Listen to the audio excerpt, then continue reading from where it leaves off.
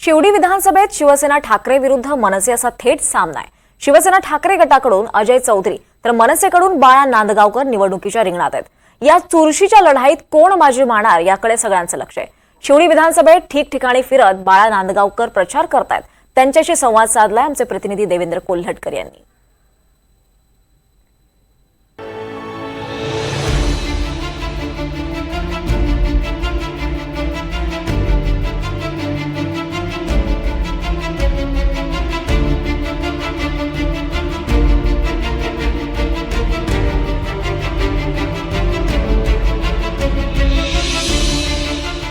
मुंबईतील चर्चित आणि चुरशीची लढत असणारा एक मतदारसंघ म्हणजे शिवडीचा मतदारसंघ आणि या मतदारसंघातून मनसेकडून मनसेचे नेते बाळा नांदगावकर हे निवडणुकीच्या रंगणात आहेत। त्यांचा सध्या प्रचार सुरू असलेला पाहायला मिळतोय। नांदगावकर साहेब, तुम्हाला पायाला दुखापत झालेली आहे, तरी तुम्ही घरोघरी जाताय, गल्लोबोळामध्ये जाताय आणि प्रचार करताय। कशा पद्धतीने तुमचा प्रचार सुरू आहे, पहिल्यांदा त्याबद्दल काय सांगा? प्रचार अत्यंत उत्तम चालू आहे। त्याच मला महाराष्ट्र नवनिर्माण सेनेचे कार्यकर्ते आहेत, पण आता भारतीय जनता पक्ष, शिवसेना शिंदे गट, आठवले साहेबांचा गट आणि अजितदादा पवारांचा गट हे पण सहभागी झाल्यामुळे त्या आणखीन त्याला एक चार छान लागली असं म्हणाल तर चुकीचं ठरणार नाही। खरं आता माझा 2 तारखेला थोडासा हे पाय मुरगळल्यामुळे फ्रॅक्चर झाले आणि त्यामुळे माझी थोडी अडचण झाली होती, पण माझ्या मुलीने आता या सगळ्याच्या सहकार्याने आता ती सृष्टी घरोघरी सगळ्याच्या फिरते आणि मी ज्या ज्या ठिकाणी मला जाता येईल, ज्या ज्या ठिकाणी माझी व्हीलचेअर जाईल त्या ठिकाणी जाऊन मी प्रचार करण्याचा प्रयत्न करतोय आणि प्रचंड प्रमाणात लोकांचा उत्स्फूर्त पाठिंबा सुद्धा मिळतोय। तुमच्या समोर आव्हान आहे ते शिवसेना ठाकरे गटाचा अजय चौधरी तिसऱ्यांदा निवडणुकीच्या रिंगणात आहेत। कसं बघता आणि आव्हान वाटतंय? पहिली गोष्ट लक्षात ठेवा, आम्ही काही एकमेकांना आव्हान देण्यासाठी उभे नाही आहोत। आलं लक्षात? ते बाळासाहेबांचे शिवसैनिक, मी बाळासाहेबांचे शिवसैनिक, पण आता विचारांची लढाई बदललेली आहे। बाळासाहेबांचे विचार त्यांनी सोडून दिले, आम्ही अजून सोडलेले नाहीत।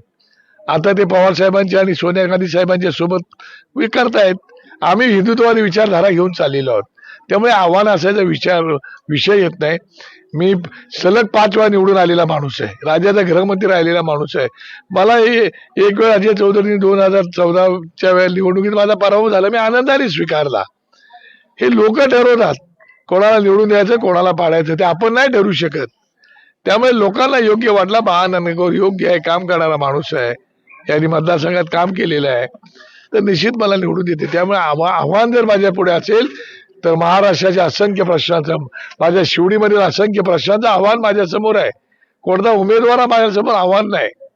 शेवटी कसं असतं की ते लोकांची सेवा करायला उभे आहेत, मी लोकांची सेवा करायला उभे आहे। 10 वर्ष त्यांना संधी दिली, लोकांना वाटलं की ते आणखीन उत्तम काम करू शकतात तर त्यांना संधी देतील। त्यांना वाटलं की नाही माणूस बरोबर नाही, फेल्युअर आहे, इज नॉट डुईंग एनिथिंग, तर मला संधी देतील। हा लोकांचा विषय आहे, आमचा नाही। राज ठाकरेंच्या वेगवेगळ्या ठिकाणी सभा होतात आहे, राज ठाकरे जिथे जातात तिथे सांगतात की मनसे सत्तेत असेल। मला दिसतंय असं की एकंदरीत जर तुम्ही पाहिलं तर त्यांची भाषणं जर तुम्ही ऐकली, त्यांच्या मुलाखती ऐकलत, तर खरा बाळासाहेबांच्या विचाराचा वारस राज ठाकरे आहे।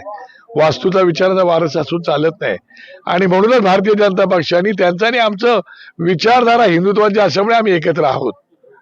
आणि आज राज ठाकरेंचा सुद्धा जबरदस्त असा झंझावाती दौरे चालू आहेत, भाषणं चालू आहेत आणि त्याच्यातून लोकांना कळतं की सच्चा कोण और झुटा कोण, सच्चे का बोलवाला, झुटे का मुंह काला।